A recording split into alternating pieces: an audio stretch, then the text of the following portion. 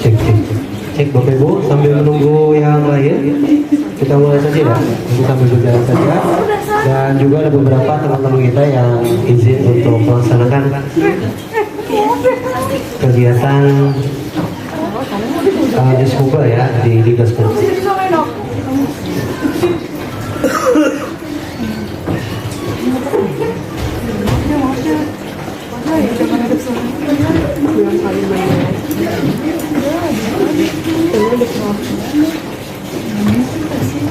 Dengerin ini.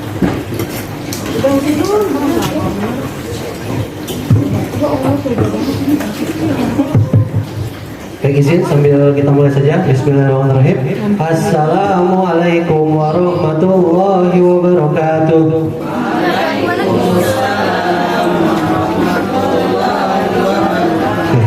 Izin Bapak Ibu Guru, Pak Wahyudi Kurno dan Bunda Eni ya, dan Bapak Ibu Guru semua. Di sini kita akan belajar sama-sama ya terkait dengan implementasi atau penerapan deep learning ya dalam proses pembelajaran seperti apa, dan ini adalah hasil dari pembelajaran kami selama 1 pekan dengan Bu Wina ya terkait dengan pembelajaran mendalam ini.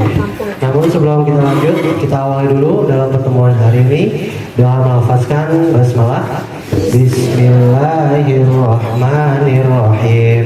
Baik, izin Bapak Ibu Guru ya, kami mohon nanti Bapak Ibu Guru bisa memperhatikan dengan baik dan bisa mengikuti dengan baik, karena di sini kita sifatnya adalah belajar sama-sama ya, dan tidak ada yang menggurui, tapi di sini kita akan menemukan dan apa saja sih nanti tentang proses pembelajaran mendalam itu. Namun sebelum itu kita minta untuk Bapak Ibu Guru semuanya bisa berdiri sebentar ya, untuk kita sebelum mulai biar bergerak, dan kita akan melaksanakan untuk senam dulu ya sebelum nanti kita mulai. Bisa ikuti gerakannya, ini adalah senam. Ya, bisa mengikuti gerakannya ya. Ini namanya senam kreasi. Soalnya Bapak Ibu Guru bisa mengikuti gerakannya ya. Ya, bisa mengikuti gerakannya. Mau kita mulai nanti.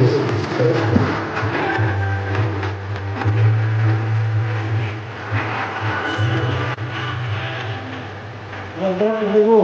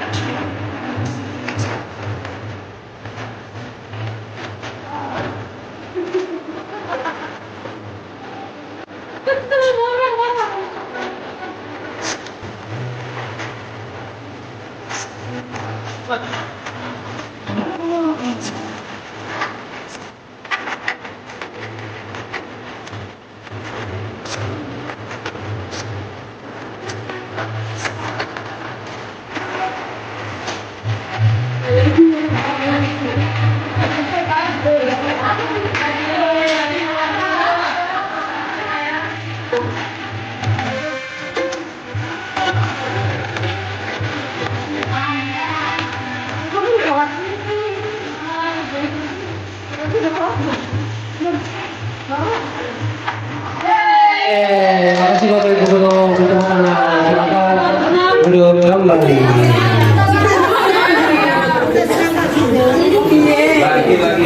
Lagi. Boleh di share tuh Pak di grup. Ya boleh nanti. Mana? Ya. Senam baru. Iya. Baik, izin Bapak Ibu, terima kasih atas waktunya. Ya, sengaja ya. Kenapa di pembelajaran mendalam ini diawali dengan kegiatan tadi bergerak intinya ya? Karena memang dalam pembelajaran mendalam ini dikaitkan dengan dalam kehidupan sehari-hari juga yang pertama. Lalu yang kedua, memang anak-anak itu diminta untuk aktif ya. Kalau mau izin dalam tahun ajaran ini untuk bahasa peserta didik ataupun anak-anak ataupun yang lainnya itu semua diganti sekarang dengan murid ya, karena sekarang Pak Menteri itu merekomendasikan bahwa tidak ada lagi kata-kata dalam peserta didik anak-anak ataupun yang lainnya, tapi sekarang digunakan kata murid, sehingga dalam pembelajaran nanti ya mohon maaf nanti di sini juga ada kata siswa, kita belum revisi ya, itu semua diganti dengan murid ya, baik itu di dalam pembelajaran semua segala macamnya. Baik, Bapak Ibu Guru, izin ya minta waktunya sejenak. Di sini kita akan nanti tujuan dalam pertemuan hari ini adalah agar kita semua dapat mengetahui apa saja sih tentang kerangka-kerangka atau jeroan-jeroan itu dalam pembelajaran mendalam ya, seperti itu, dan juga nanti kita sama-sama nanti dapat menyusun rancangan atau rencana pembelajaran ya dalam proses yang nanti kita akan gunakan dalam tahun ajaran ini ya. Nanti sedikit nanti akan disampaikan oleh Ibu Wina ya terkait dengan apa sih nanti tentang pembelajaran mendalam itu. Jadi Bapak Ibu Guru bisa tolong diperhatikan dulu ya terkait dengan pembelajaran tersebut sebelum nanti kita praktek untuk membuat rancangan pembelajarannya. Kepada Ibu Wina disilakan. Bismillahirrahmanirrahim. Assalamualaikum warahmatullahi wabarakatuh. Waalaikumsalam warahmatullahi wabarakatuh. Izin Bapak Ibu Guru untuk sharing tentang kegiatan pembelajaran mendalam seperti waktu pelatihan saya minggu lalu. Ini pengertian pembelajaran mendalam yaitu satu pendekatan pembelajaran yang berfokus pada pemahaman konsep yang mendalam, bukan sekedar hafalan. Nah, ini melibatkan pengalaman belajar yang sadar, bermakna dan menyenangkan atau menggembirakan, serta mendorong murid untuk berpikir kritis dan mampu menerapkan pengetahuan dalam situasi nyata. Nah, pendekatan ini menekankan pada pemahaman konsep aplikasi dalam berbagai konteks, berpikir kritis, kolaborasi, dan pemanfaatan teknologi.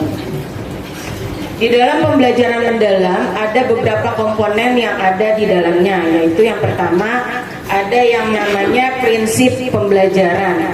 Nah, prinsip pembelajaran dalam pembelajaran mendalam ini kita kenal dengan nama BBM ya, biar gampang diingat. Yang pertama itu ada yang namanya berkesadaran atau mindful, kemudian bermakna dan juga menggembirakan.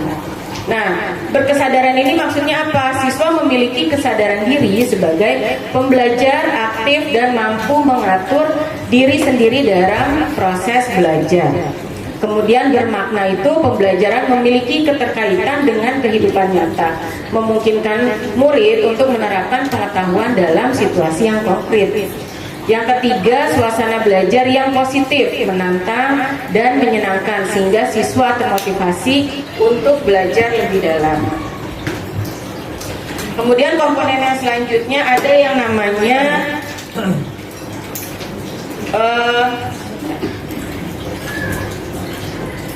yang diagram. Nah, ini komponen yang ada di dalam pembelajaran mendalam. Nah, ini kita lihat di sini ada kerangka pembelajaran, kemudian pengalaman belajar, prinsip pembelajaran, dan juga dimensi profil lulusan. Nah, kerangka pembelajaran di sini ada 4. Ya, ada 4 kerangka pembelajaran, yaitu disingkat dengan sebutan PPLK. P yang pertama itu praktik pedagogis, yang kedua itu P pemanfaatan digital, L-nya itu lingkungan belajar, K-nya itu kemitraan. Ya, kemitraan ini bisa jadi dari orang tua dan juga lingkungan sekitarnya. Kemudian ada komponen yang namanya pengalaman belajar. Pengalaman belajar tadi sudah dijelaskan di awal. Kemudian prinsip pembelajaran. Nah, prinsip pembelajaran di sini juga ada 3, ya, itu disingkat dengan 3M.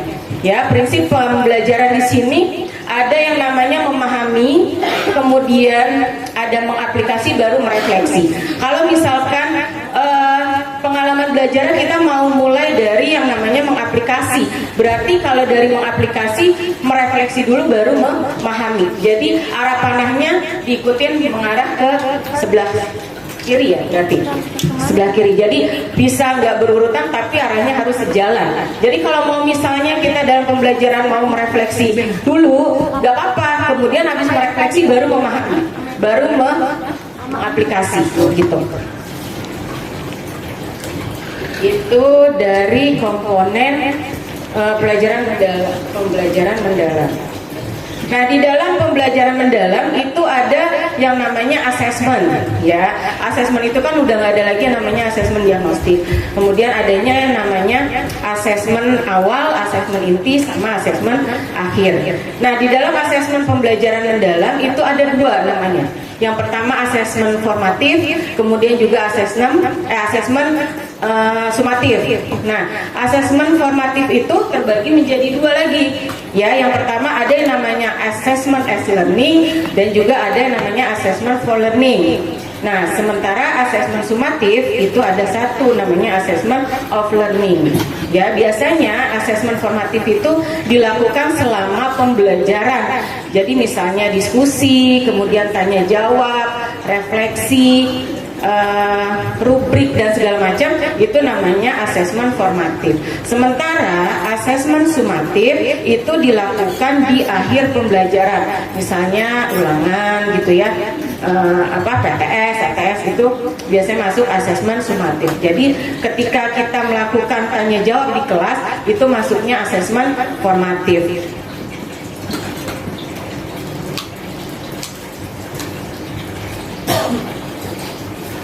Nah, dalam implementasi pembelajaran mendalam, yang pertama itu guru berperan sebagai fasilitator. Jadi semuanya itu dipusatkan pada murid, yang namanya student center.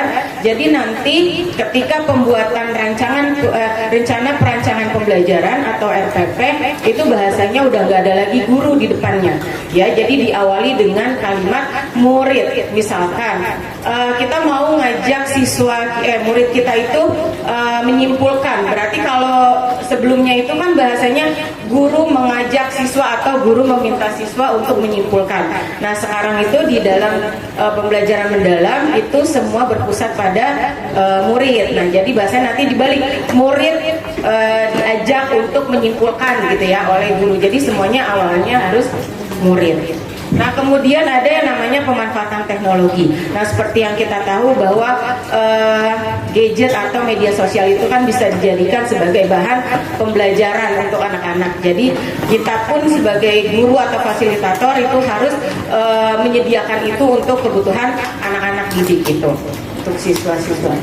Yang ketiga itu ada yang namanya evaluasi yang relevan, dan keempat itu ada yang namanya pemanfaatan teknologi. Nah, mungkin itu saja yang bisa saya sampaikan di dalam kesempatan kali ini. Selebihnya saya serahkan ke Pak Zai.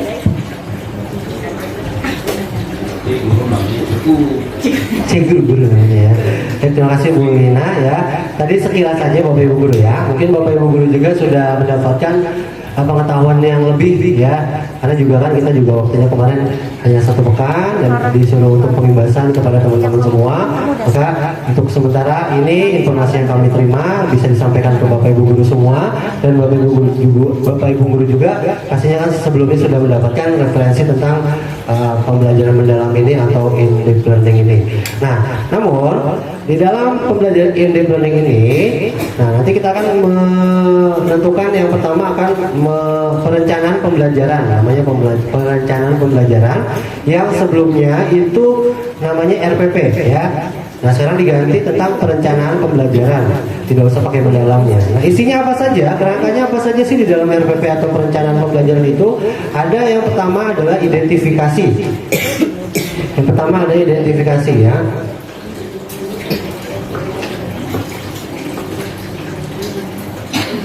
Ini kita lihat dulu nih ya, sebelum nanti kita akan mulai kenali bagaimana sih untuk RPP-nya atau perencanaan pembelajarannya bentuknya seperti itu kan. Tapi ini kita lihat dulu apa saja sih isinya ya. Nah, yang pertama itu ada identifikasi. Jadi poin 1 itu identifikasi. Kalau di atas kan seperti biasa ya, identitas sekolah ya, nama sekolah dan sebagainya. Nah, yang pertama ada identifikasi. Identifikasi itu terdiri dari mengidentifikasi kesiapan peserta didik. Jadi sebelum pembelajaran dilanjut, di sini itu nanti diidentifikasi. Contohnya murid dapat apa, gitu kan? Murid dapat siap dalam melaksanakan proses pembelajaran. Karena kan di sini untuk kesiapan muridnya dilihat. Lalu yang kedua ada poin memahami karakteristik materi pembelajaran. Jadi kita kenali dulu nih materi apa yang nanti kita akan pelajari seperti itu ya. Lalu yang ketiga itu dari identifikasi menentukan dimensi profil lulusan. Tadi yang disampaikan oleh Ibu Wina dalam pembelajaran mendalam itu ada berapa dimensi? Ada berapa dimensi? Ada 8 dimensi lulusan ya. Nah itu harus diterapkan di dalam identifikasi. Nah makanya tadi dijelaskan bahwa di dalam kurikulum itu ya di dalam implementasi pembelajaran perencanaan pembelajaran itu harus disertakan dalam dimensi profil lulusan yang nantinya akan ada di perencanaan pembelajaran. Nah itu adalah isi dari identifikasi. Lalu yang kedua adalah desain pembelajaran. Nah di desain pembelajaran itu poin yang kedua nanti guru harus menentukan, jadi murid itu nanti menentukan capaian pembelajarannya. Nah kita harus kenali dulu capaiannya itu apa yang akan kita capai dalam materi pembelajaran tersebut seperti itu. Nah dalam capaian pembelajaran tersebut kita masih berpatokan kepada capaian pembelajaran di tahun sebelumnya ya, karena untuk capaian tersebut yang terbaru belum terbit sehingga kita masih mengacu kepada capaian pembelajaran yang tahun sebelumnya. Lalu yang berikutnya menentukan topik pembelajaran yang kontekstual ya, dan relevan. Nah ini harus ditentukan nih topiknya apa dalam pembelajaran tersebut. Biasanya dalam buku itu kan sudah ada topiknya. Nah nanti juga kan kita amati juga kira-kira topik ini relevan tidak dengan kehidupan sehari-hari seperti itu ya. Lalu mengintegrasikan lintas disiplin ilmu yang relevan dengan topik. Nah maksudnya seperti apa? Nah ini adalah dikaitkan dengan pembelajaran atau dikaitkan dengan mata pelajaran yang lain. Contoh pembelajaran IPAS tentang planet ya, tata surya. Nah kalau kita kaitkan, kalau kita integrasikan, itu masuknya ke integrasi ke mata pelajaran apa? Kalau tentang planet bisa kita integrasikan ke mata pelajaran agama, bisa agama kan seperti itu, misalkan apa ayatnya ataupun apa seperti itu kan. Dan itu juga kan relevan dengan yang diprogramkan juga dengan Dikdaspen bahwa setiap mata pelajaran juga nanti akan diintegrasikan dengan Ismuba seperti itu ya. Jadi harus ditentukan nih integrasinya, lintas pelajarannya apa. Selain kita belajar IPAS, nanti itu integrasinya apa ya, ada mata pelajaran yang lain seperti itu, bisa PPKN, bisa PP, pendidikan Pancasila, ataupun pembelajaran yang lainnya. Lalu berikutnya menentukan tujuan pembelajaran. Nah di setiap tujuan pembelajaran itu kalau bisa diusahakan jangan terlalu banyak, misalkan maksimal bisa 2 tujuan pembelajaran. Agar apa? Agar tercapai itu proses pembelajarannya ya. Misalkan 1 sampai 2 tujuan pembelajaran. Hari itu mau belajar apa ya, gitu, sehingga tujuannya itu tercapai. Lalu berikutnya ada kerangka pembelajaran. Nah, kerangka pembelajaran itu terdiri dari praktik, pedagogis, kemitraan pembelajaran, ya, lingkungan pembelajaran, dan pemanfaatan digital. Nah, praktek pedagogis ini biasanya dia itu dikaitkan dengan apa? Dengan metodenya ya, metode pembelajarannya ataupun selain metode apa lagi? Model, strategi pembelajarannya seperti itu ya. Itu lalu kemitraan pembelajaran. Nah, dalam pembelajaran ini itu harus dikaitkan dengan kemitraan pembelajaran. Kalau kemitraan itu biasanya dengan siapa saja? Kemitraan itu maksudnya kerjasama. Ya, selain dari guru dengan murid, itu bekerjasama dengan siapa aja? Orang tua ya, bisa juga lembaga LSM ya, seperti itu. Contohnya kalau lagi belajar tentang kebersihan, kita bisa bekerja sama dengan misalkan bak sampah dan sebagainya. Itu harus dikaitkan ya dalam proses kemitraan pembelajaran tersebut. Lalu yang berikutnya lingkungan pembelajaran. Nah, lingkungan pembelajaran ini terdiri dari ruang kelas ataupun kalau misalkan kita belajar di luar itu harus sesuai, dan juga pemanfaatan digital. Nah, ini harus ditekankan sekali ya dalam pemanfaatan digital tersebut. Selain dari kita memiliki pemanfaatan digital, contohnya kan ini juga salah satu pemanfaatan digital nih, proyektor ya. Nah, selain itu juga kita harus memanfaatkan yang pertama, contohnya dalam kuisis seperti itu. Lalu apalagi ada Padlet ya, lalu apalagi yang Bapak Ibu guru suka muter-muter itu apa biasanya? Spin ya, gitu kan. Cuma sebelumnya kita lihat bahwa Bapak Ibu guru juga sudah banyak yang menggunakan aplikasi-aplikasi pembelajaran seperti itu. Nah, itu yang dikatakan pembelajaran berbasis digital. Jadi tidak hanya berpatokan kepada buku saja, tapi ada media lain yang dimanfaatkan seperti itu. Nah, itu adalah langkah yang kedua. Lalu langkah yang ketiga dalam perencanaan pembelajaran, poinnya yang ketiga itu adalah pengalaman belajar. Nah, biasanya pengalaman belajar ini terdiri dari langkah-langkah pembelajaran. Biasanya apa? Ada pembukaan ya, lalu inti, lalu ada penutup. Nah, masing-masing dari langkah-langkah tersebut harus ada prinsip pembelajaran. Prinsip pembelajaran itu tadi ada berapa? Ada 3. Ada berkesadaran, 3M ya? Yang 3M ya, memahami, merefleksi, mengaplikasi dan merefleksi. Namun sebelum itu harus kita ada prinsip prinsip pembelajaran ya. Ada berkesadaran, bermakna, dan menggembirakan. Nah, dalam langkah-langkah tersebut harus dikaitkan dengan prinsip pembelajaran ini ya. Contoh pembukaan ya, kegiatan awal. Kegiatan awal itu minimal harus ada apa? Ada kesadaran, bermakna, atau menggembirakan. Biasanya kegiatan awal itu kita ngapain? Salam, berdoa, apa lagi? Menanyakan ya, persepsi dan sebagainya. Nah, dalam salam, berdoa, dan menanyakan kabar itu ada prinsip apa saja? Berkesadaran kah? Sadar ya, kita nanya. Lalu bermakna tidak? Belum ya, belum bermakna. Bermakna itu contohnya melakukan sesuatu ya, menghasilkan sesuatu. Lalu menggembirakan tidak? Kalau di awal itu biasanya ya menggembirakan karena kita menanyakan kabar dan sebagainya. Nah, di dalam tadi perencanaan kegiatan awal itu harus dilampirkan berkesadaran dan juga menggembirakan. 2 prinsip ini diterapkan dalam kegiatan inti. Pak, boleh tidak Pak tiga-tiganya?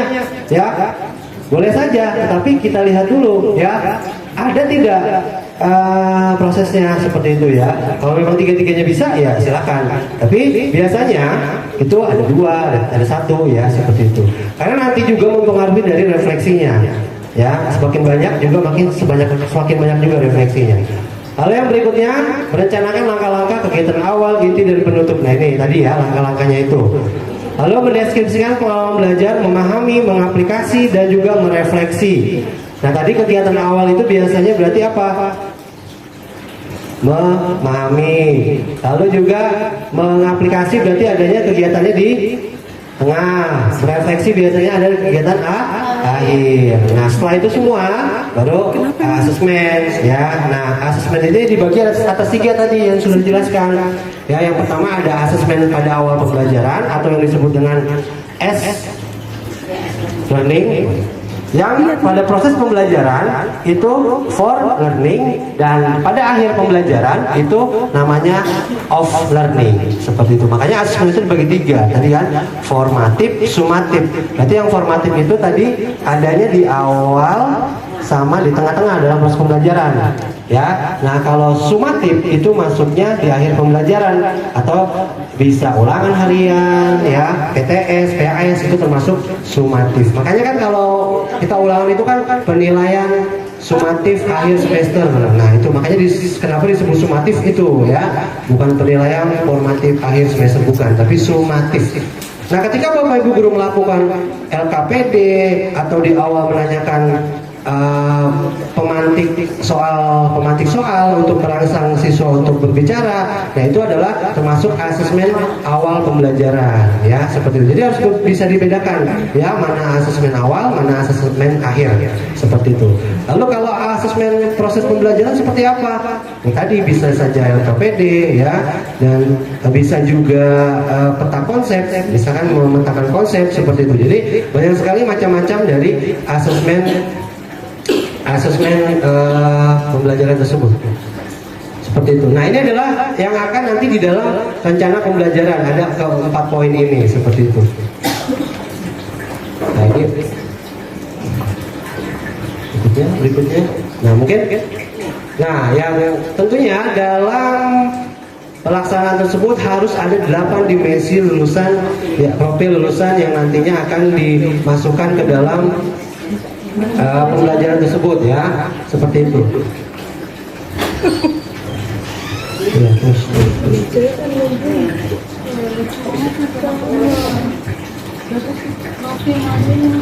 Ya, terus.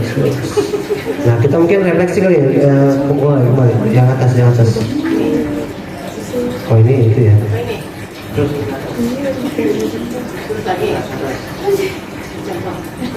Ini contohnya ini, ya, contoh dalam pembuatan instrumen. Ada contoh instrumen nggak?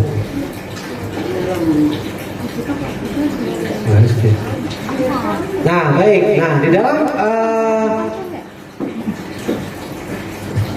pembelajaran tersebut atau perencanaan pembelajaran itu ada yang namanya asesmen tadi. Nah, di dalam asesmen itu harus dikaitkan apa di bawahnya, Bu?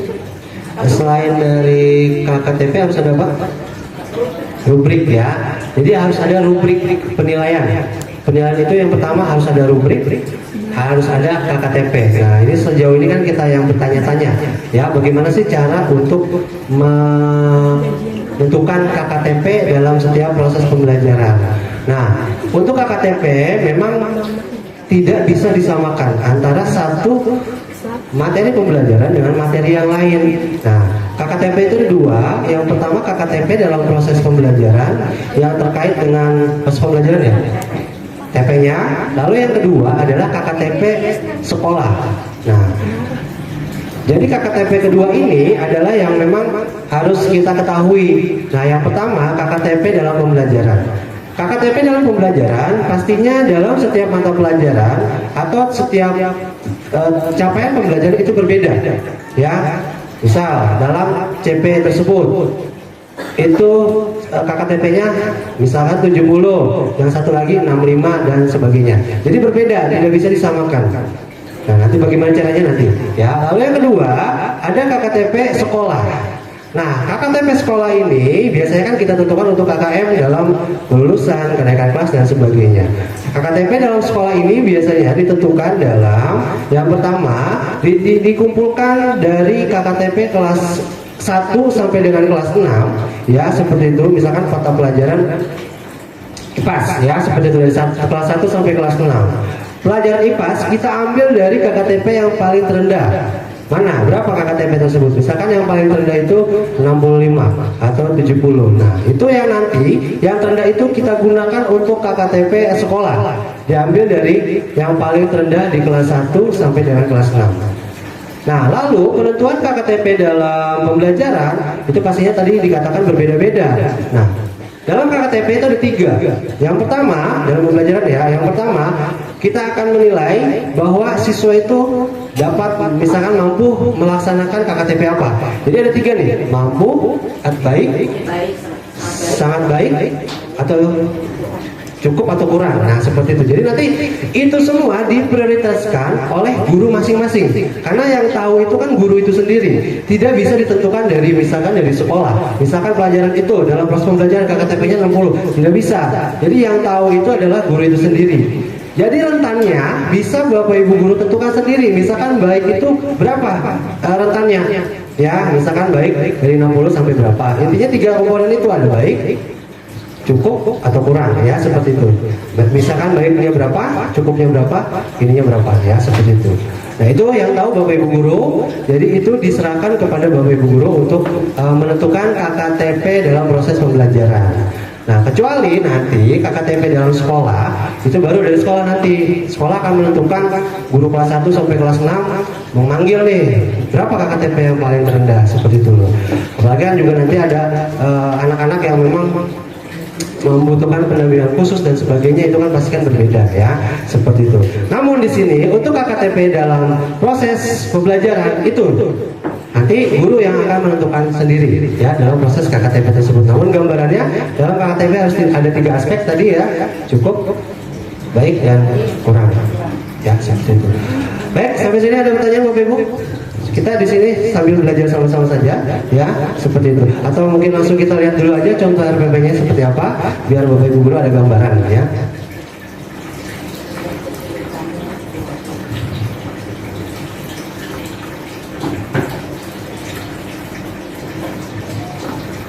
Nah, di dalam contoh perencanaan pembelajaran, jadi namanya perencanaan pembelajaran. Kelihatan tidak? Atau di-share ke grup aja, ya? Ya Pak, di-share Pak. Ya, sambil saya mau share ke grup, Wina mau ada kata-kata dulu.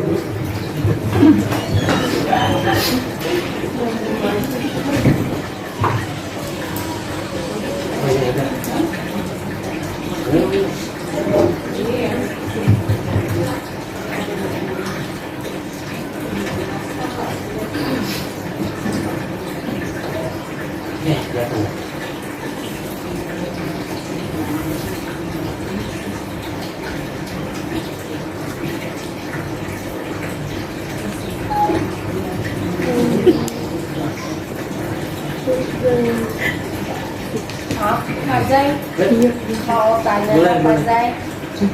Ini tadi kan kayaknya ada yang baru ya Pak Zai di rekening ini ya, yang mendalam katanya.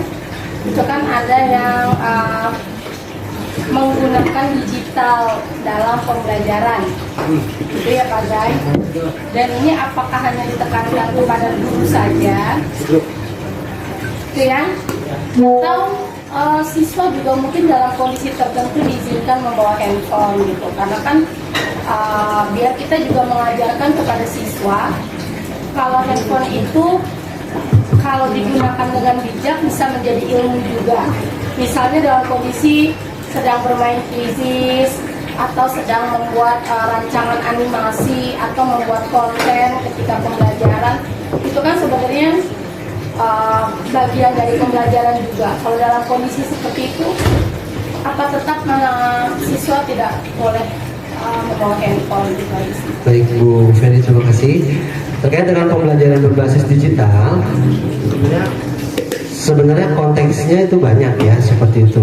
Kalau kita kaitkan dengan peraturan sekolah, kan siswa tidak boleh untuk membawa handphone. Jadi kita tidak bisa menggunakan dalam proses pembelajaran berbasis digital itu berpaku kepada handphone karena berbenturan dengan peraturan sekolah. Maka untuk dalam berbasis digital itu kita bisa gunakan yang lain. Bahwa yang pertama kan nanti gurunya itu menggunakan satu PowerPoint, kan juga termasuk digital. Kedua, pembelajaran atau PowerPoint interaktif itu kan juga berbasis digital. Ketika kita klik itu akan muncul suara dan sebagainya. Lalu yang ketiga, kayak pemilihan apa namanya, yang muter-muter itu kan juga digital. Kuisis, misalkan kita kasih tugas di rumah untuk anak-anaknya, tugas tambahan itu juga berbasis digital. Jadi berbasis digital itu kita bisa sesuaikan dengan aturan-aturan yang ada di sekolah, seperti itu. Intinya itu sih gitu kan, bisa memanfaatkan digital, tidak hanya berpaku kepada itu saja, seperti itu. Tapi tetap kesimpulannya siswa tidak membawa tidak diperkenankan karena kan kembali lagi berbenturan dengan aturan sekolah seperti itu kan. Jadi juga kita bisa manfaatkan alat komputer itu yang mungkin bisa lebih relevan gitu kan, kita gunakan pembelajaran seperti apa yang mungkin bisa anak itu bisa lebih senang. Nah itu kan bisa dikembangkan oleh Bapak Ibu guru semuanya gitu kan. Jadi gini Bu Ina, nah itu Bapak Ibu guru bisa lihat contoh dari RPP yang nantinya kita akan gunakan ya seperti itu.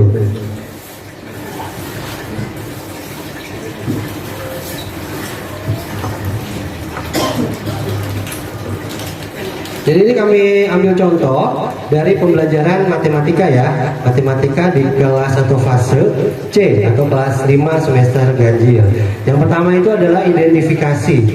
Nah di dalam rancangan pembelajaran itu adalah identifikasi. Tadi kan poinnya adalah mengidentifikasi ya, seperti itu mulai dari peserta didiknya, ya. Nah, peserta didik di sini, murid memiliki dasar pemahaman perkalian, pembagian, kelipatan dan faktor persekutuan. Jadi tentang KPK di sini ya. Nah, ini identifikasinya yang pertama nanti Bapak Ibu guru. Jadi kita samakan nih nanti Bapak Ibu guru juga pada saat supervisi yang digunakan adalah RPP seperti ini, seperti itu. Jadi ini nanti RPP yang dikirimkan tadi itu adalah salah satu contoh RPP yang nanti akan digunakan ya. Identifikasi ini peserta didik. Jadi murid memiliki dasar pemahaman perkalian, pembagian, kelipatan dan faktor persekutuan. Jadi lihat dari CP-nya tadi ya. Lalu materi pembelajaran, materinya tentang apa? Nah tentang KPK, kelipatan, persekutuan dan kecil. Nah tadi dalam pembelajaran mendalam itu ada profil lulusan, dimensi profil lulusan yang ada berapa tadi? Ada 8. Di sini yang dimasukin berapa? 3 ya. Nah jadi dalam proses pemasukan profil lulusan ini disesuaikan dengan materi yang kita ajarkan seperti itu. Pak boleh tidak semuanya? Boleh ya? Boleh. Tapi berpengaruh kepada rubi penilaian. Semakin banyak dimensi profil lulusan yang digunakan, maka poin-poin rubrik penilaian itu akan lebih banyak ya, seperti itu sesuai dengan dimensi yang diterapkan itu. Jadi sini yang digunakan adalah penalaran kritis. Kalau KPK itu kan menggunakan penalaran, betul ya. Lalu juga kolaborasi, nanti kan dia akan berkolaborasi dengan teman-temannya. Lalu komunikasi. Jadi tinggal kita pilih aja dari 8 profil lulusan itu apa nih kira-kira yang sesuai dengan materi dalam pembelajaran atau dimensi profil lulusan tersebut. Lalu dari identifikasi sampai sini paham Bu Ibu? Nanti untuk contohnya nanti Bapak Ibu kita minta untuk praktek ya. Nanti untuk contohnya kami udah ada bukunya, buku Bapak Ibu guru pegangan pembelajaran nanti bisa diambil ya seperti itu. Nah, kalau paham yang kedua, setelah tadi kita menentukan identifikasi, lalu mendesain pembelajaran. Tadi di dalam desain pembelajaran itu ada capaian pembelajaran atau CP-nya. Kita lihat CP-nya di situ. Mengidentifikasi kelipatan persekutuan. Ya, jadi murid mampu menemukan bilangan-bilangan yang merupakan kelipatan dan sebagainya ya, seperti itu. Nah, dalam capaian tersebut jangan sampai nanti ada di depan murid itu ada kata guru ya. Jadi kata-kata biasanya kan kalau kita cari internet atau sebagainya, guru dan murid melakukan atau guru meminta murid. Nah, itu tidak boleh. Jadi di depan itu harus dikedepankan itu muridnya dulu ya. Jadi diutamakan murid. Jadi kata gurunya itu dihapus ya. Kalau nanti Bapak Ibu guru mencari referensi dari mana ketemu kata guru, nah kata gurunya itu dihapus dulu ya. Jadi didepankan murid dulu. Lalu capaian pembelajarannya setelah tentukan CP-nya, lalu ada lintas disiplin ilmu yang tadi disampaikan bahwa kita harus berintegrasi dengan mata pelajaran yang lain. Contohnya di sini dalam KPK itu berintegrasi dengan pendidikan Pancasila. Gimana integrasinya kan seperti itu kan? Ya, bisa apa seperti itu kan. Jadi harus tahu kita integrasinya dengan mata pelajaran apa. Diskusinya ya bisa ya. Karena KPK itu kan juga diskusi. Boleh, pokoknya ada integrasi dalam mata pelajaran tersebut. Penerapan sila-silanya ya, sila 1, 2, dan 3. Apalagi kan nanti besok juga kan Sabtu mau ada seminar atau workshop dari Digasmel terkait dengan implementasi kurikulum ketercapaian ya antara mata pelajaran IPA dengan Ismuba seperti itu. Mungkin tidak hanya pelajaran IPA, nanti pelajaran yang lain dikaitkan. Nah, nanti juga kan akan masuk kepada lintas disiplin ilmu tersebut. Lalu tentukan juga TP-nya, tujuan pembelajaran. Dari sini hanya ditentukan satu tujuan pembelajaran saja. Jadi jangan banyak-banyak menentukan tujuan pembelajaran.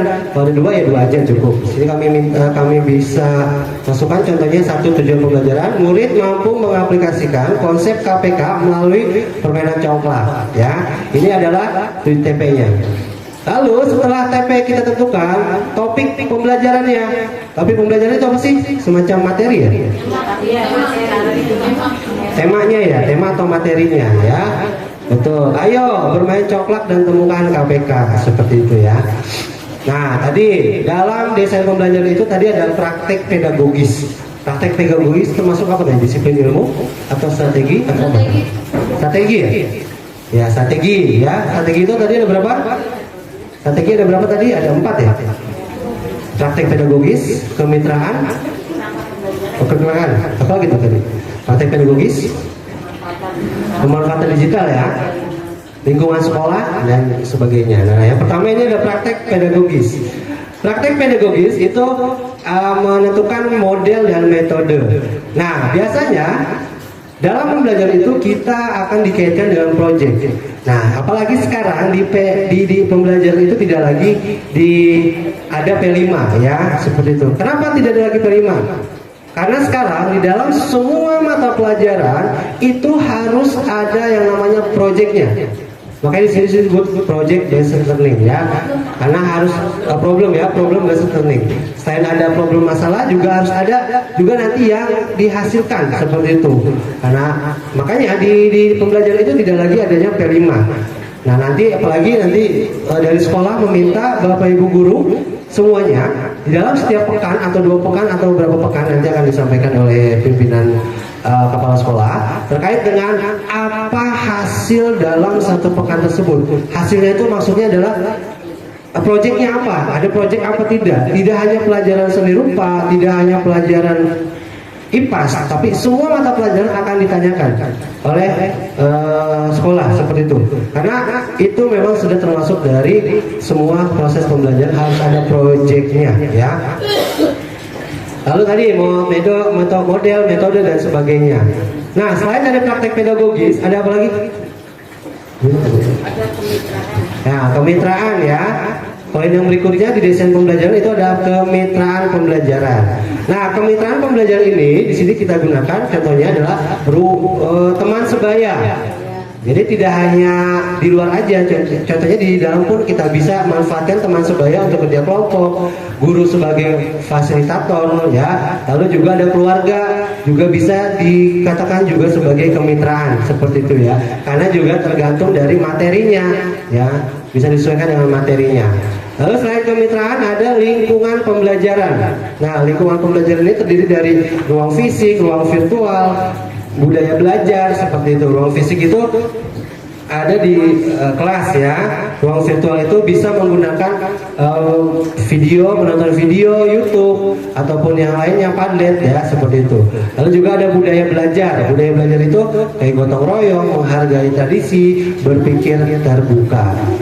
Lalu berikutnya ada pemanfaatan digital. Nah, ini ya. Jadi pemanfaatan digital itu tadi juga yang ditanyakan oleh Bu Feni. Nah, misalkan menonton YouTube ya, itu juga ada salah satu juga pemanfaatan digital kan seperti itu.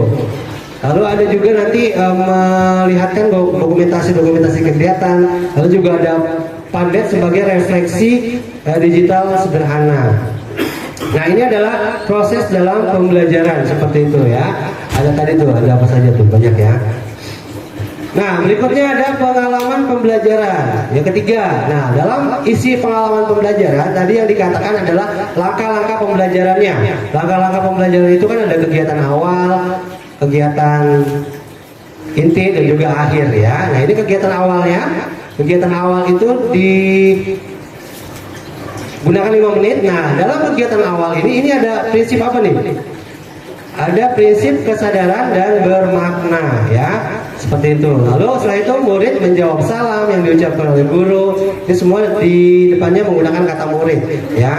Lalu murid dan guru membaca doa, murid dicek kehadiran, murid menyiapkan diri. Nah, ini semua ada prinsip kesadaran dan bermaknanya dalam proses kegiatan awal tersebut. Jadi ditulis ya prinsip itu dalam proses kegiatan ini ya, kesadaran, bermakna dan menggembirakan, seperti itu. Sampai selanjutnya. Lalu contoh ada kegiatan inti. Dalam kegiatan inti dalam materi KPK ini ada prinsip apa yang diterapkan? Kegiatan itu memahami di sini ya. Prinsip berkesadaran. Karena setiap pelaksanaan dalam proses pembelajaran itu pasti muridnya itu sadar untuk melakukan kegiatan-kegiatan tersebut, seperti itu. Lalu berikutnya kegiatan mengaplikasikan. Di sini ada berkesadaran, menggembirakan ya. Mengaplikasikan itu dibagi kelompok dan sebagainya. Lalu ada merefleksi, seperti itu ya. Itu adalah prinsip berkesadaran dan juga bermakna. Nah, terakhir ada kegiatan penutup. Kegiatan penutup pun harus ada prinsipnya juga, kegiatan bermakna dan juga menggembirakan. Apa saja ya, seperti itu harus dituliskan. Lalu terakhir di situ ada proses asesmen pembelajaran. Nah, asesmen pembelajaran itu tadi dibagi dua. Ada asesmen awal ya, proses pembelajaran ya, dan juga akhir. Nah, kalau di awal itu kan di sini contohnya dalam materi KPK itu apa? Mengidentifikasi pengetahuan awal itu tanya jawab awal, misalkan dari menonton video apa yang mereka tonton, dan pokoknya mereka menceritakan dari apa yang mereka lihat. Itu adalah proses asesmen awal atau yang disebut dengan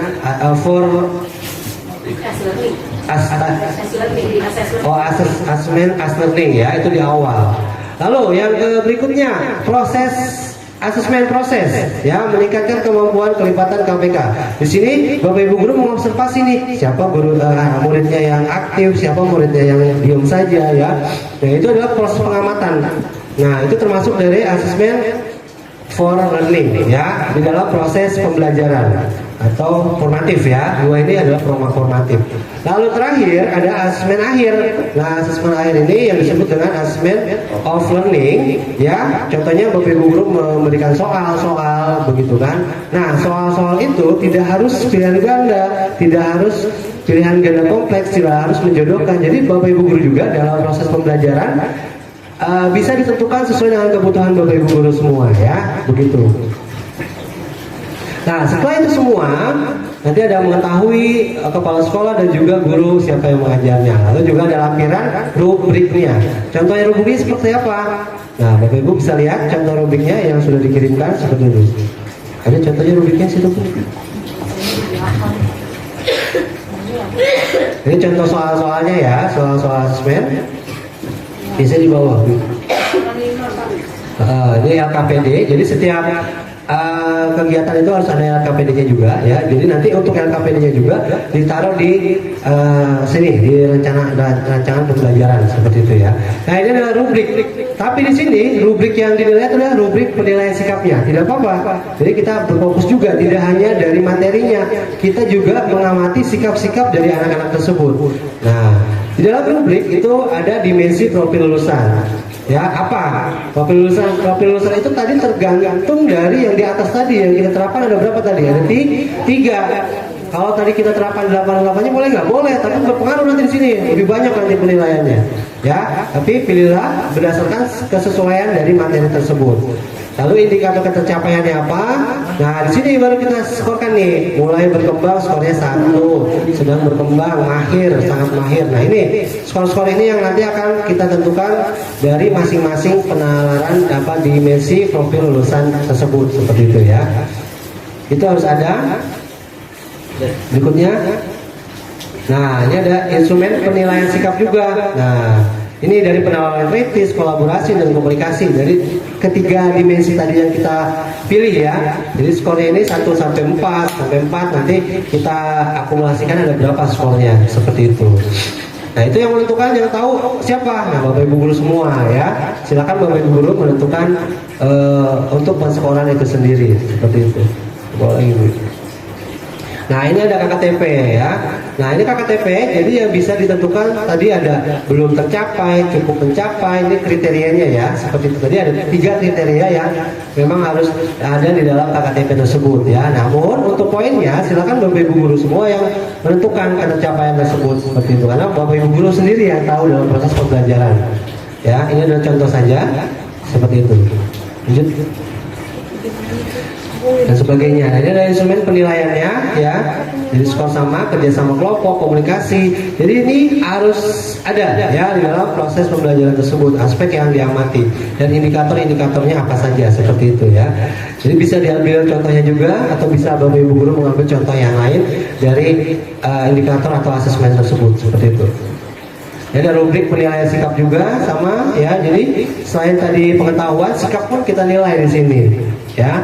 Karena tadi juga kan tidak ada untuk untuk P5-nya juga, maka di sini untuk sikapnya pun kita amati seperti itu.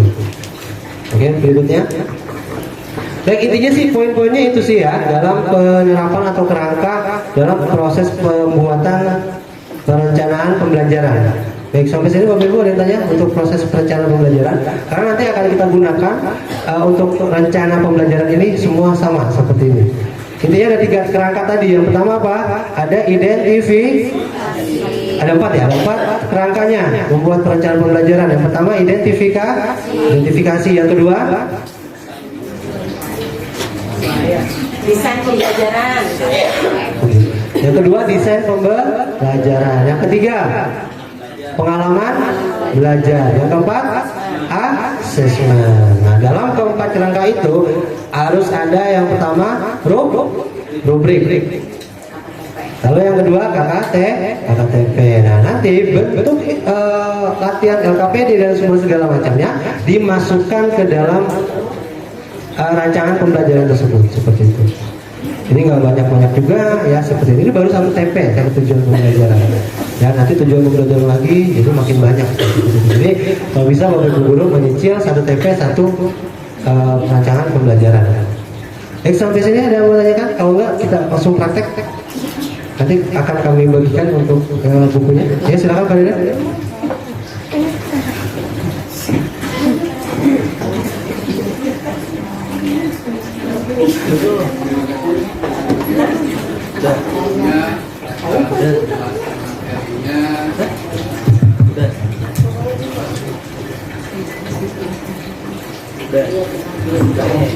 Ya, baik, terima kasih Wajai dan Bu Wina sudah menjelaskan tentang pembelajaran deep learning ini.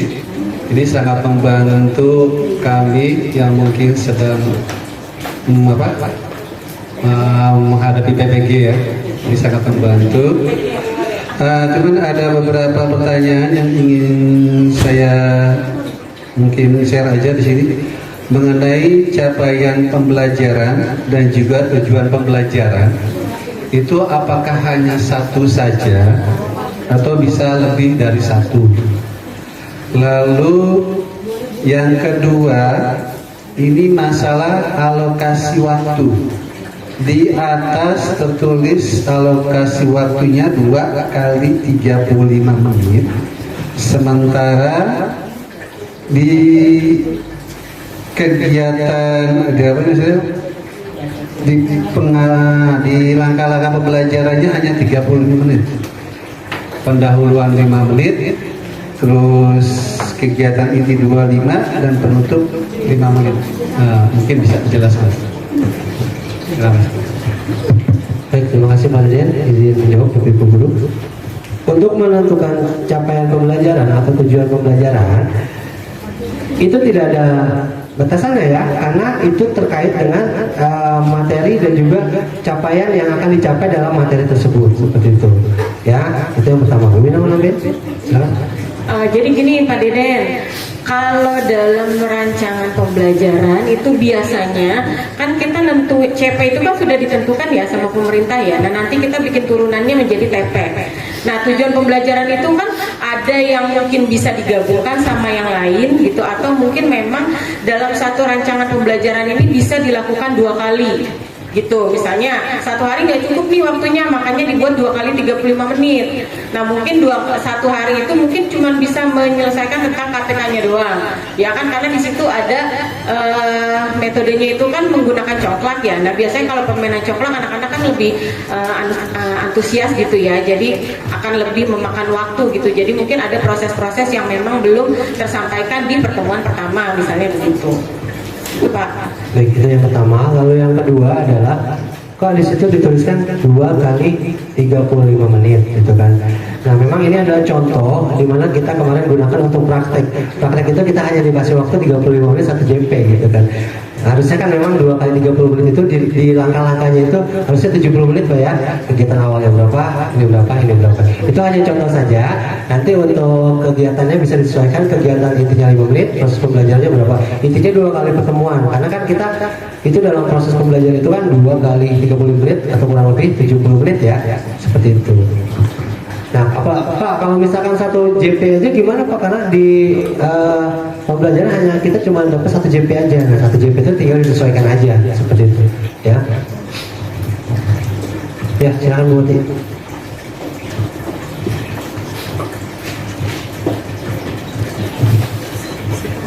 Bismillahirrahmanirrahim. Assalamualaikum warahmatullahi wabarakatuh.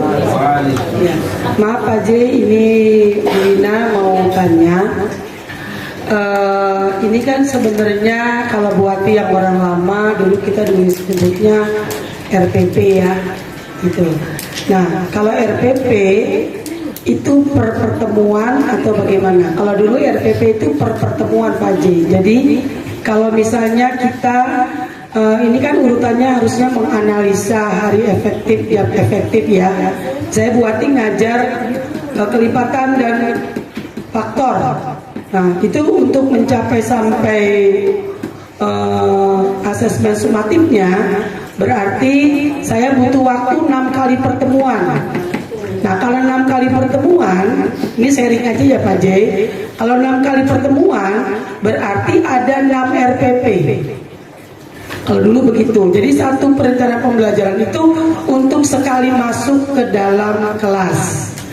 Gitu. Jadi kalau di situ dialokasikan 2 kali 35 menit, berarti di dalam kegiatan inti nulisnya 35 menit. Karena di sini tertulis pertemuannya, mungkin apakah ada tertinggal di bawah materi ada tulisan jumlah pertemuan. Maaf ya Pak J, jumlah pertemuan. Karena kalau nanti kita nulisnya 2 kali 35, berarti kan di sini tetap harus tulisnya 2 kali 35 ya, berarti 70 menit. Nah, pertanyaan Bu Wati, apakah perencanaan pembelajaran ini ditujukan untuk 1 kali pertemuan siswa atau 1 bab? Itu aja Pak J. Kalau dulu ada pernah juga 1 bab Pak J. Jadi pertemuan ke-1 dari mulai ini ya, dari mulai pengalaman belajar, mungkin Bu Wina masih ingat ya. Jadi pengalaman belajarnya di bawahnya tulis pertemuan ke-1, angkanya sama ABCD-nya. Ntar pertemuan kedua ABCD, pertemuan ketiga. Nah, cuman di atasnya di bawahnya materi, di situ ada tertulis berapa kali pertemuan. Jadi pertanyaan buat diulang, perencanaan pembelajaran ini untuk 1 kali pertemuan atau 1 bab untuk menuju asesmen sumatif. Itu saja. Terima kasih. Baik, terima kasih Bu Wati. Izin jawab ya. Untuk rencana pembelajaran ini itu ditujukan untuk 1 kali pertemuan, tidak untuk 1 bab. Berarti kan 1 TP ya, setiap TP itu ada 1 perencanaan pembelajaran. Jadi banyak nanti tuh, ada TP-nya 10, berarti ada 10 RPP perencanaan pembelajaran yang Bapak Ibu guru buat seperti itu kan. Dan di sini kenapa? Oh di situ tadi ditanyakan juga. Ya memang tadi ini kita tujukan tadi untuk latihan kami ya. Memang ini belum kami ganti. Ternyata harusnya di sini 70 menit gitu kan. Berarti kan pembukaan memang seperti biasa 55 menit. Nah di sini kegiatan intinya harusnya berapa? Harusnya biasanya berapa? ya bisa 35, bisa 20, pokoknya menyesuaikan ya. Nah nanti kegiatan akhirnya biasanya 10 menit atau 5 menit seperti itu. Intinya Kan tergantung ya Pak. Kalau Iya. kita mau tes kan nggak mungkin 5 menit. iya tergantung, itu bisa menyesuaikan Bapak Ibu guru ya, tidak terpaku kepada harus 5 menit, harus 10 menit, jadi bisa ditentukan saja untuk penentuan waktu lamanya dalam proses pembelajaran tersebut di dalam menyusun langkah-langkah seperti itu. Intinya dalam langkah-langkah itu jangan lupa dikaitkan di samping langkah-langkahnya itu kegiatan awal 5 menit harus ada kegiatan apa di situ, prinsip pembelajaran apa, menggembirakankah, bermaknakah, atau berkesadarankah, seperti itu. Nah, untuk CP-nya yang di CP sebelumnya itu kan banyak ya, tadi di belakang sampai banyak tuh. Nah sekarang pemerintah itu meringkas dari CP tersebut. Kemarin infonya sih katanya tinggal tunggu tanda tangan ya. Cuma kita belum tahu sampai kapan itu terbit CP terbarunya seperti itu ya. CP terbaru itu meringkas atau lebih ringkas dibandingkan CP sebelumnya. Saya juga belum dapat informasi dan belum ada gambaran seperti apa meringkasnya. Intinya adalah dalam proses pembelajaran ini siswa tidak boleh lagi terlalu berdiam diri ataupun pokoknya yang lebih aktif itu gurunya dan sebagainya ya. Jadi diminta ini murid lebih banyak aktif dalam proses pembelajaran. Biasanya kan dalam proses pembelajaran aktif itu kalau bisa ya biasanya juga kan kerja kelompok dan semua segala macamnya gitu kan. Kalau misalkan dalam proses pembelajaran pasti ada kerja kelompoknya, karena di dalam kerja kelompok itu semua berperan ya seperti itu. Itu sih Bapak Ibu, sudah ada lagi yang mau tanyakan sebelum kita praktek nanti untuk masing-masing sesuai dengan bidang studinya masing-masing. Cukup ya? Nanti kalau ada yang tanyakan kita sambil berjalan saja. Iya. Keluar yang ini nggak? Apa Bu? Hubungan dengan perasaan hukum. Silakan. Ini kan RPP-nya sudah Di dalam. beda lagi ya. Masih suka ngomong RPP. Nah untuk yang lainnya, perangkat yang lainnya seperti silabus, program pengajaran. Nah itu apakah ada perubahan di dalamnya? Karena kan kita mau bikin ya, karena kan mau bikin pembelajaran kan harus ngikutin yang dua dulu itu kan Pak.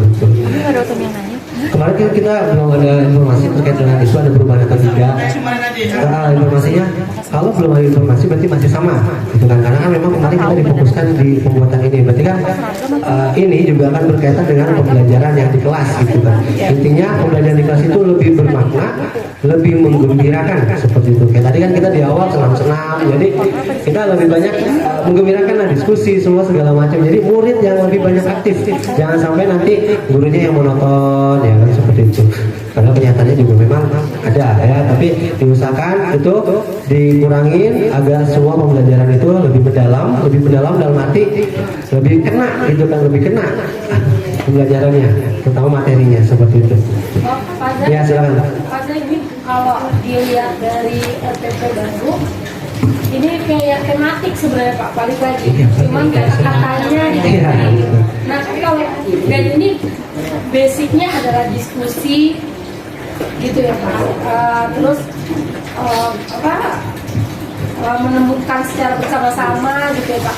Berarti fungsinya kalau dengan sekarang yang cuman itu nggak ini ya, nggak connect. Apa nanti waktunya kita rubah lagi ke kelompok? Karena kalau dari sini ada kaitan belajarnya, mendiskusikan, terus menemukan secara bersama-sama gitu kan, merasa. Ya tadi kan ada ruang lingkup pembelajaran. Nah, ruang lingkup pembelajaran itu kan terdiri dari suasana kelas, semua segala macamnya. Nah itu semua Bapak Ibu guru yang mendesain dan menyesuaikan. Kalau misalkan kelasnya nggak cukup, berarti jangan seperti itu. Cari model yang lain dengan menyesuaikan metode yang kita punya kan seperti itu. Jadi semua dikembalikan lagi dengan kemampuan dan kecapaian Bapak Ibu guru semua seperti itu kan, tidak juga memberatkan, tidak juga memaksakan seperti itu ya. Intinya satu sih sebenarnya, yang murid itu bisa kena pembelajarannya, tetapi dia itu bisa senang seperti itu, bisa sama-sama aktif dalam proses pembelajaran. Tapi biasanya kan yang proses pembelajaran yang aktif itu kan anak-anak yang bermain peran, kerja kelompok, semua segala macamnya, yang itu yang memicu pembelajaran yang aktif seperti itu kan. Walaupun ya selain itu banyak ya metode-metode yang lainnya, tapi kebanyakan yang digunakan itu. Ini kayak balik lagi Kalau dulu kan CBSA cara Iya. belajar, harusnya CBS. Bukan. CBS cara belajar semuanya aktif sebenarnya. Ya istilah-istilahnya aja yang diganti. Istilahnya aja. Karena gini, kalau menurut Bu Aki, dalam kurikulum Merdeka ini secara materi, sebenarnya kan materinya udah balik lagi yang bilang Bapak Yudi. Sebenarnya balik lagi ke kurikulum 2006 sebenarnya. Terus Pak J, mau nanya aja, karena ini kan kita yang suka susah ini kalau lagi kerja kelompok, kalau masih ada meja panjang, kursi panjang. Kalau misalnya mejanya sudah yang di kelas 4 kan waktu itu masih ada, sekarang udah nggak ada. Nah itu kan kalau kita mau geser-geser posisi kursi, itu kan tergantung kebutuhan kita.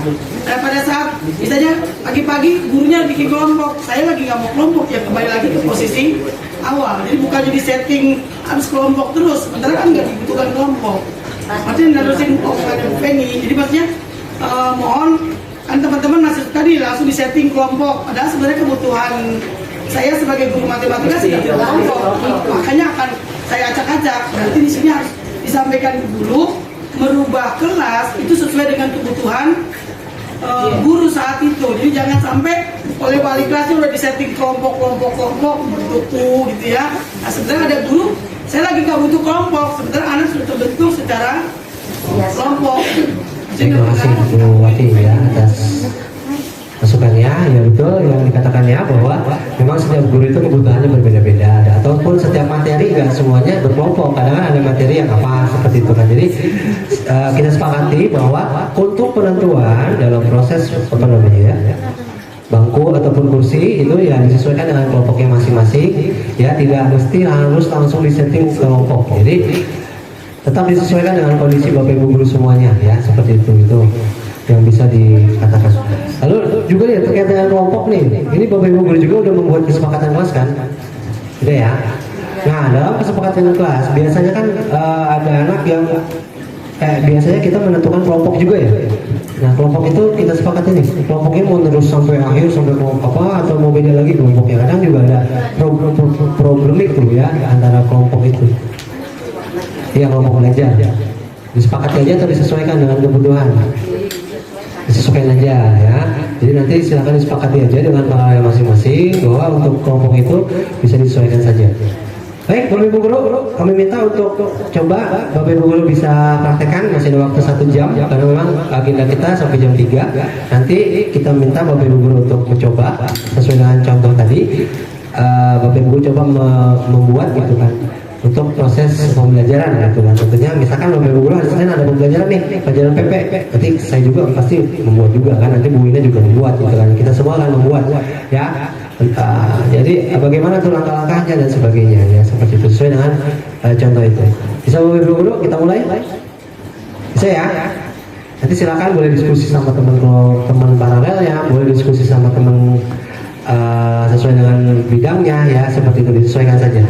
Dan Bapak Ibu guru di depan ada contoh buku yang pegangan Bapak Ibu guru, silakan nanti diambil. Mungkin saya ini ya, panggil aja kali ya. Guru kelas 1, kelas 2. Jadi ini ada dua buku ya. Yang pertama itu buku materinya, yang kedua adalah buku untuk latihan-latihan soalnya ya, seperti itu.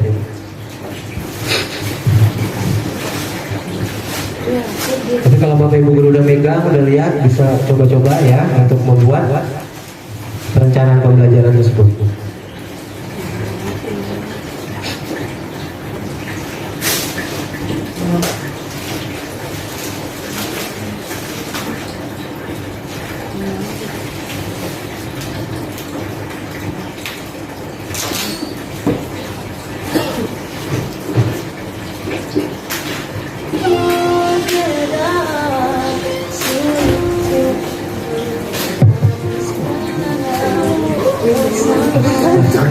Bukan kangkung.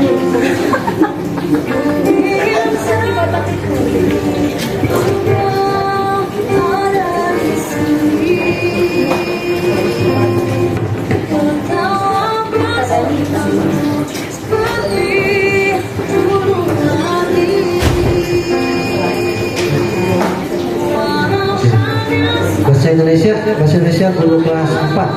Bahasa Indonesia guru kelas 4, kelas 5, kelas 6. Tolong maju ke depan. ambil buku pegangannya.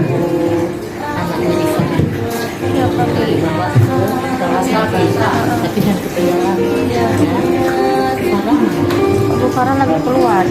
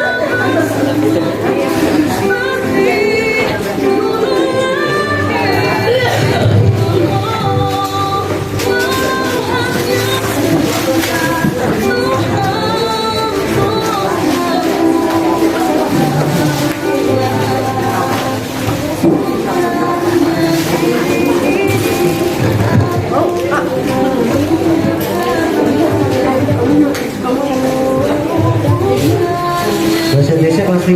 Siapa bahasa Indonesia kelas 5? Wasis. Tadi panggil ini.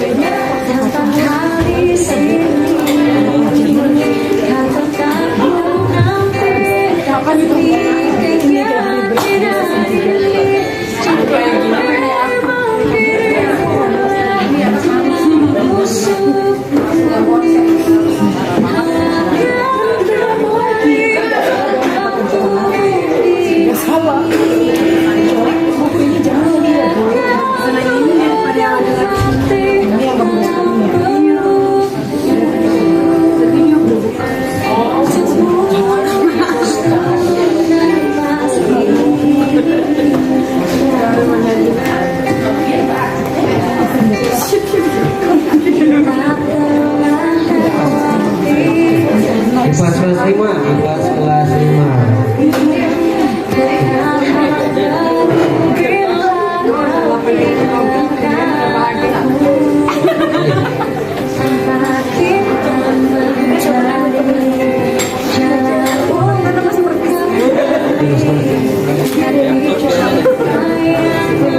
IPAS kelas 5 siapa? IPAS kelas 5.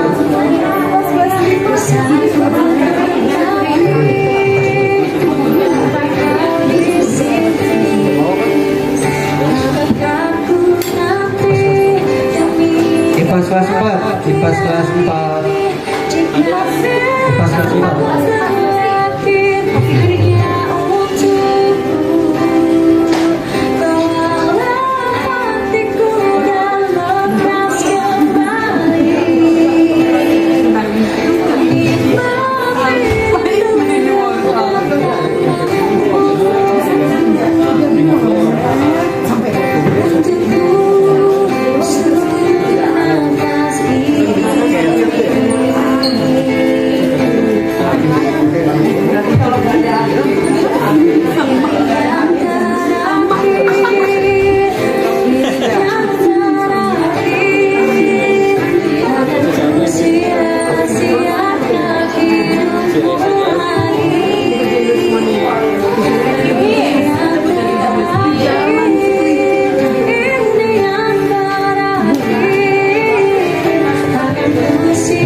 PP kelas 2.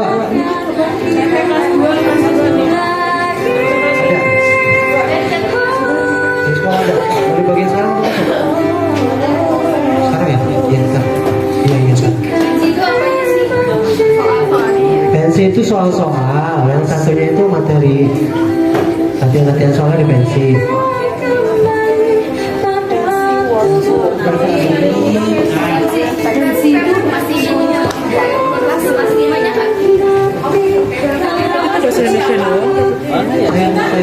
Ibu Intan. Itu apa kamu ke pensi?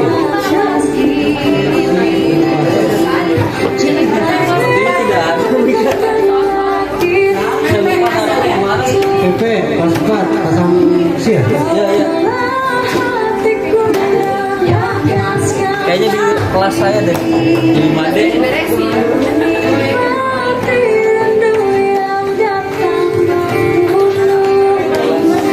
PP kelas 5.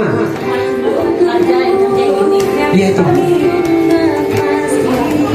Bapak Ibu Guru, untuk administrasi kelas itu ada absensi wali kelas. Nah, absensi wali kelas itu nanti diisi yang biasanya diminta tanda tangan Bu Siti ya setiap bulannya. Pak, saya ada yang di komputernya. Nah, di komputer silakan saja, tapi juga kita minta yang manualnya. Nah, silakan nanti Bapak Ibu Guru wali kelas bisa mengambil absensi siswa. Ya, di depan nih ada nanti absensi siswa. Per kelas, berarti per kelas ya, bukan absensi guru mengajar, tapi ini absensi kelas. Absensi wali kelas ya, yang setiap harinya diisi.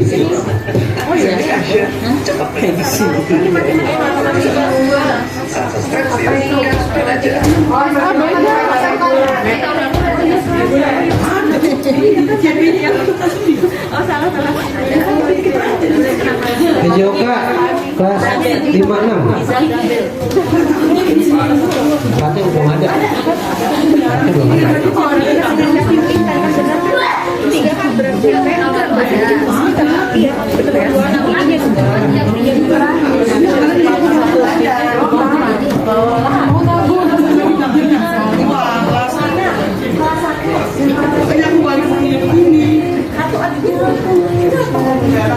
Kemudian apa? Pepe?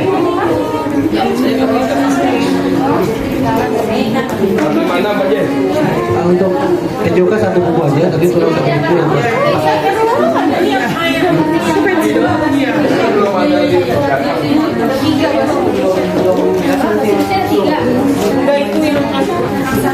Bu Zikra, kamu math berarti ya? Bahasa Inggris ya kan bilang matematikanya beda. Iya, matematikanya udah.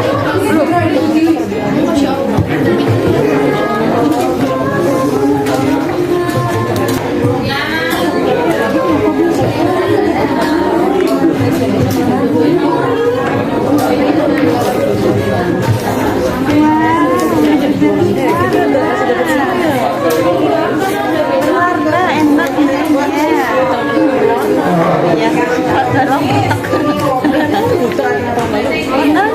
PP kelas 5.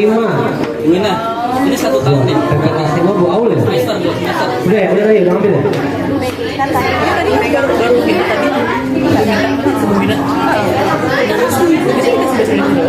Ada di meja. Nah, jadi pasti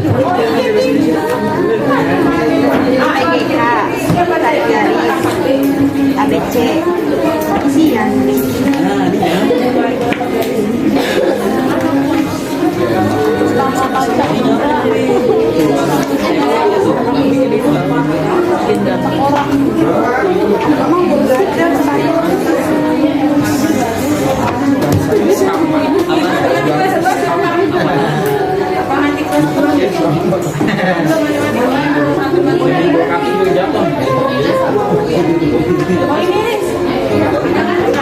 Suruh buat cerita anak berpikir kritis. Mobil terparkir 38, keluar 2, 8 kali 2. Orang naik motor 5 orang. Oh iya.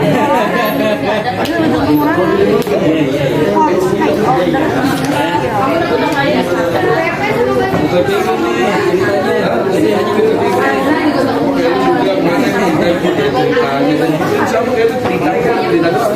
Bang, lu masih ingat fakta integritas? Kan cerita aja. Kalau ceritanya nggak ada. Bakal apaan? Tahu gue nggak ada nih saya. Ada organisasi waktu itu. Gue kasih dulu, baru kata lu ngomong itu beda. Gue udah bertanya. Akuin dong yang itu harus ada.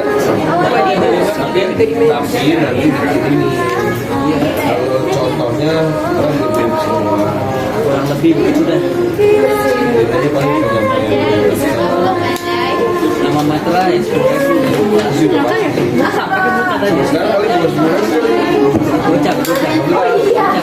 Udah meternya 15. rugi.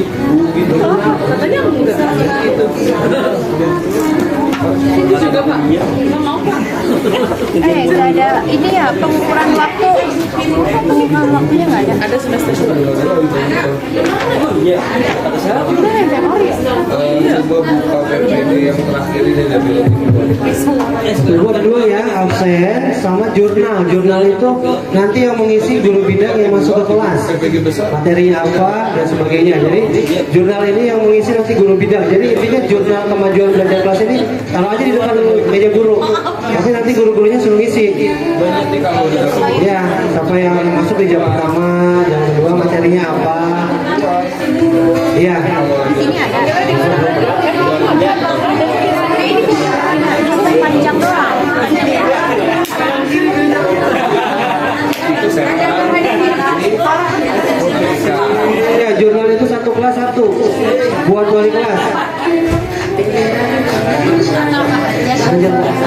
Absen, Pak Sen.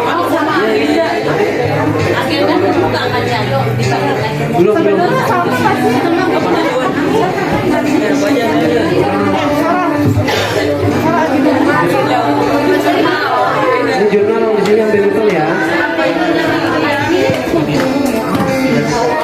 Jadi 2 jurnal yang belum.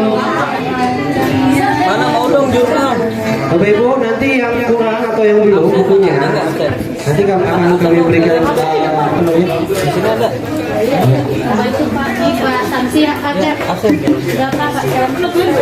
Itu di depan. Sampai rapat, ambil juga sampai rapat.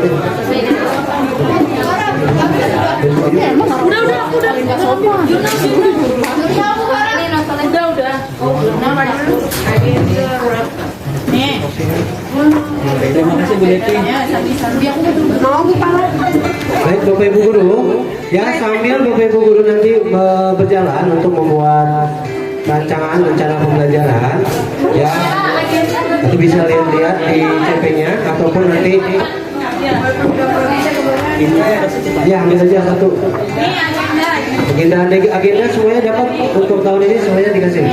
Ya, ambilnya satu, jangan lebih nanti kurang.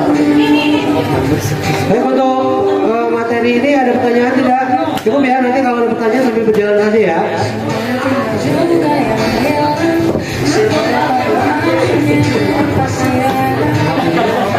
Yang ngopi kanan.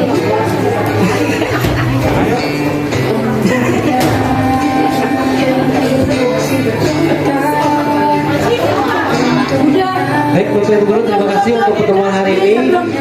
Kami ucapkan terima kasih kepada Bapak Ibu Guru atas waktunya. Mudah-mudahan untuk informasi berikutnya besok kita ada pertemuan pada Jumat ya, terkait dengan informasi pembelajaran persiapan di pekan ke depan ketika mulai pembelajaran KPM.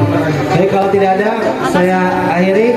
Wabillahi taufiq wal hidayah. Wassalamualaikum warahmatullahi wabarakatuh.